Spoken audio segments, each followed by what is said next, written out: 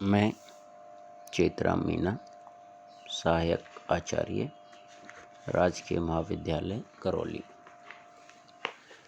BSc third year, paper third, developmental biology, topic cleavage. Cleavage का परिचय। निषेचन के द्वारा निर्मित युग्मक में एक के बाद एक समसूत्री विभाजन द्वारा 1 से 2, 2 से 4, 4 से 8 कोशिकाओं के निर्माण को विदलन कहते हैं। विदलन के फलस्वरूप निर्मित कोशिका को कोरक खंड कहते हैं। उससे विदलन के फलस्वरूप जो कोशिका बनती है उसे ब्लास्टोमियर कहते हैं। विदलन को खंडी भवन या कोशिका भवन भी कहते हैं।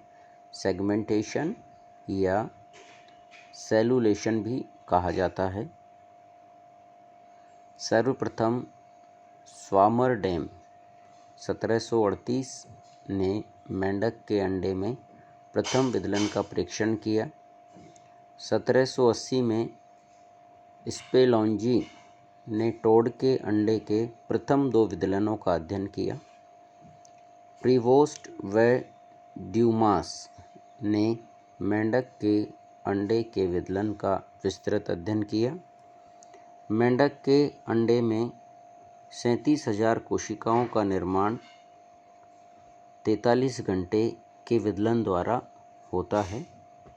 विदलन का नामकरण वॉन वेयर द्वारा किया गया। जो आज हम क्लीवेज जो शब्द है वो शब्द देने का श्रेय वॉन वेयर को दिया जाता है।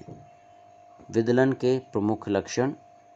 विदलन के दौरान जाइगोट समसूत्री विभाजन माइटोसिस द्वारा विभाजित होता है, जिससे 1 से 2 कोशिका, 2 से 4 कोशिका, 4 से 8 कोशिका और आगे बढ़ता जाता है का निर्माण होता है।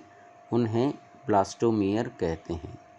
भ्रूण की आकृति में कोई परिवर्तन नहीं होता है। मतलब जाइगोट का साइज़ जितना बड़ा है, अंडे के अंदर जाइगोट का साइज़ जितना बड़ा है, जाइगोट का साइज़ उतना ही रहता है। उसके अंदर ही कोशिकाओं की संख्या समसूत्री विभाजन से उसी में ही कोशिकाओं की संख्या में वृद्धि होती है। इस दौरान कोरक खंडों में वृद्धि नहीं पाई जाती है। मीन्स जो कोशिकाएं हैं जो ब्लास्टोमियर बन रहे हैं क्लीवेज के फलस्वरूप, उनमें ग्रोथ नहीं होती है। इस दौरान एक गुहा का निर्माण होता है जिसे कोरक गुहा ब्लास्टोसील गुहा कहते हैं। कुछ जंतुओं में विदलन द्वारा एक ठोस गेंद का निर्माण हो जाता है जिसे मोरूला या तूतक कहते हैं। उदाहरण स्तनधारियों में। मतलब मोरूला जो अवस्था है सभी जंतुओं में नहीं पाई जाती है, केवल और केवल स्तनधारी जंतुओं में पाई जाती है। 2 विभाजनों के बीच छोटी अंतरावस्था पाई जाती है। जैसे समसूत्री विभाजन, 2 समसूत्री विभाजनों के बीच में जो इंटरफेज है वो बड़ी अवस्था होती है, लेकिन विदलन के समय जो समसूत्री विभाजन हो रहा है उसके 2 विभाजनों के मध्य में जो इंटरफेज अवस्था है वो बहुत छोटी पाई जाती है। इस दौरान डीएनए का द्विगुणन होता है, लेकिन वृद्धि प्रावस्थाएं G1 व G2 अनुपस्थित होती है। विदलन के प्रारंभ में केंद्रक कोशिका द्रव अनुपात कम होता है, लेकिन विदलन के साथ साथ बढ़ने लगता है।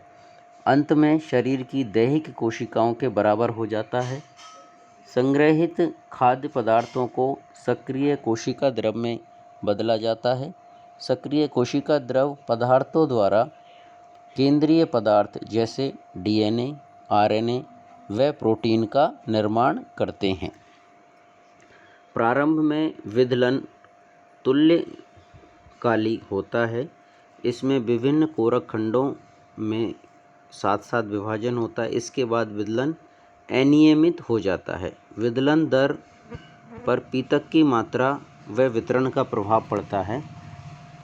विदलन की दर प्रोपोर्शनल टू 1/पीतक की मात्रा, अर्थात सामान्य भाषा में हम कह सकते हैं कि पीतक की मात्रा बढ़ने के साथ साथ विदलन की दर घटती जाती है और पीतक की मात्रा घटने के साथ साथ विदलन की दर बढ़ती जाती है।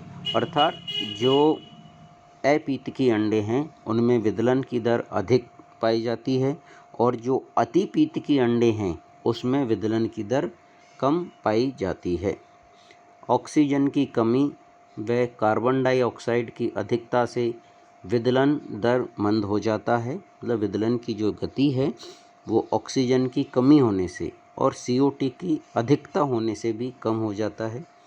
विदलन के दौरान ऑक्सीजन उपभोग में वृद्धि हो जाती है, मतलब ऑक्सीजन खपत भी बढ़ती है।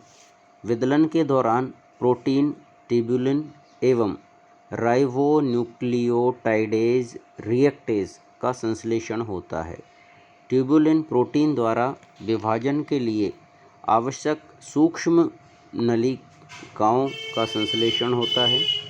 राइबोन्यूक्लियोटाइड रिएक्टेज एंजाइम राइबोन्यूक्लियोटाइड को डीऑक्सी राइबोन्यूक्लियोटाइड में परिवर्तित करता है। विदलन के समसूत्री विभाजन की विशेषताएं, मतलब विदलन के अंदर एक तरह का समसूत्री विभाजन ही है लेकिन इसमें भी कुछ विशेषताएं जो है वो पाई जाती है। विदलन प्रारंभिक भ्रूण में पाया जाता है जबकि समसूत्री विभाजन परिपक्व भ्रूण व वयस्क जंतु में पाया जाता है। कोरक खंडों के साइज में वृद्धि नहीं होती, वे निरंतर विभाजन होते हैं व इसका परिमाप घटता जाता है, जबकि समसूत्री विभाजन में पुत्री कोशिकाएं पहले वृद्धि करके पैतृक कोशिका के बराबर होती है तब विभाजन होता है। मीन्स जो जाइगोट में विभाजन हो रहा है, समसूत्री विभाजन हो रहा है विदलन द्वारा, उसमें एक कोशिका से दो कोशिकाएं बनी। पुत्री कोशिकाओं का जो निर्माण होता है वो मातृ कोशिका से आकार में छोटी रहती है और उनका आकार नहीं बढ़ता है, जबकि समसूत्री विभाजन में एक मात्र कोशिका से पुत्री कोशिकाओं का निर्माण होगा। वो पुत्री कोशिकाएं बाद में उनके आकार में वृद्धि होकर और मात्र कोशिका के बराबर ही हो जाती है।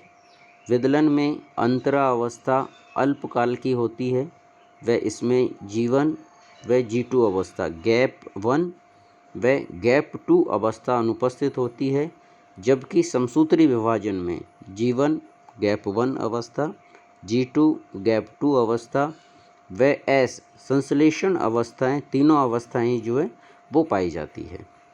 विदलन की दर रेट ऑफ क्लीवेज, विदलन की दर विदलन की दर अलग अलग जातियों में अलग अलग होती है। विदलन की दर सबसे पहले तो इस बात पर निर्भर करती है कि जो अंडे हैं वो अंडों में पीतक की मात्रा कितनी है। यदि पीतक की मात्रा कम है तो विदलन की दर अधिक पाई जाती है और यदि पीतक की मात्रा अधिक है तो विदलन की दर कम पाई जाती है। तो पीतक की मात्रा से विदलन का दर का जो प्रभावित है वो सीधे सीधे विदलन की दर प्रोपोर्शनल टू 1/, पीतक की मात्रा। मीन्स पीतक की मात्रा के बढ़ने के साथ साथ में विदलन की दर घटती जाती है और पीतक की मात्रा घटने के साथ साथ विदलन की दर बढ़ती जाती है।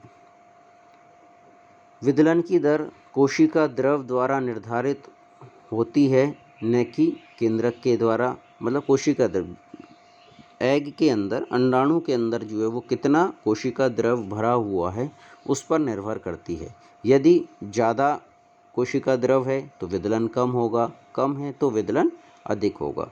विदलन की दर को ताप भी प्रभावित करता है। विदलन के तल, विदलन के दौरान विदलन खाँच बनने से जो जाइगोट को कोरक खंडों में विभाजित करते हैं।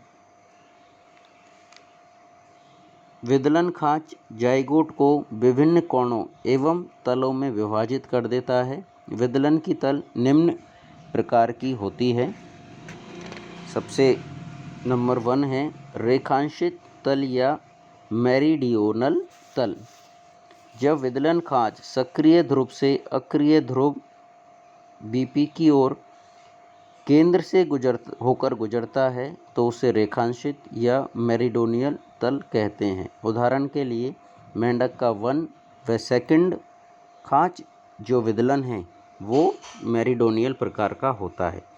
जैसा डायग्राम हमें जो है वो दिखाई दे रहा है, इसमें 4 प्रकार के विदलन तल दिखाई दे रहे हैं।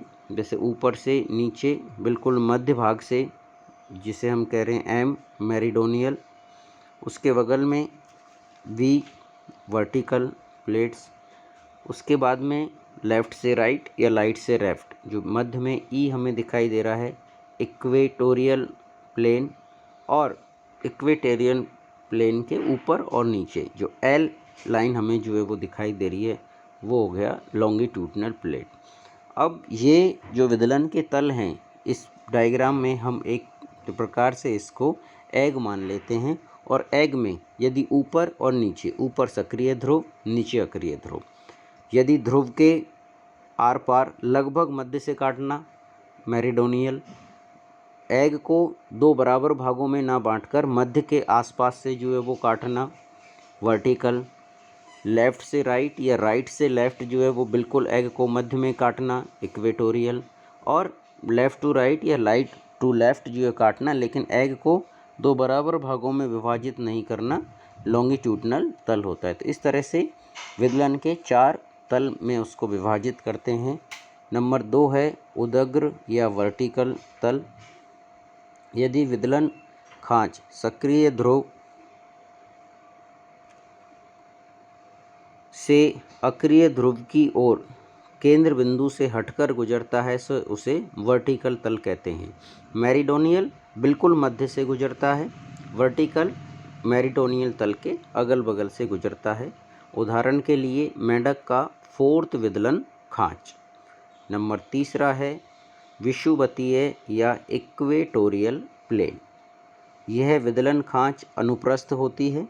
यह विदलन खांच केंद्र बिंदु से होकर गुजरती है और सक्रिय व अक्रिय ध्रुव के 90 डिग्री का कोण बनाती है। मतलब ऊपर सक्रिय ध्रुव है, नीचे अक्रिय ध्रुव है, तो उसका 90 डिग्री के एंगल का यदि कोण बनता है तो उसे हम इक्वेटोरियल प्लेट कहते हैं। लेकिन इसकी शर्त ये है कि ये अंडे के मध्य से गुजरनी चाहिए। नंबर 4 है अक्षांशीय तल या लैटिट्यूडनल प्लेट। यह भी अनुप्रस्थ विदलन खांच है, लेकिन केंद्र बिंदु से हटकर गुजरता है। सक्रिय ध्रुव व अक्रिय ध्रुव अक्ष से 90 डिग्री का कोण बनाता है, विषुवतीय तल के समानांतर होता है, लेकिन अंडे को 2 बराबर भागों में जो है वो विभाजित नहीं करता है। उदाहरण के लिए मेंढक का 3य खांच। धन्यवाद।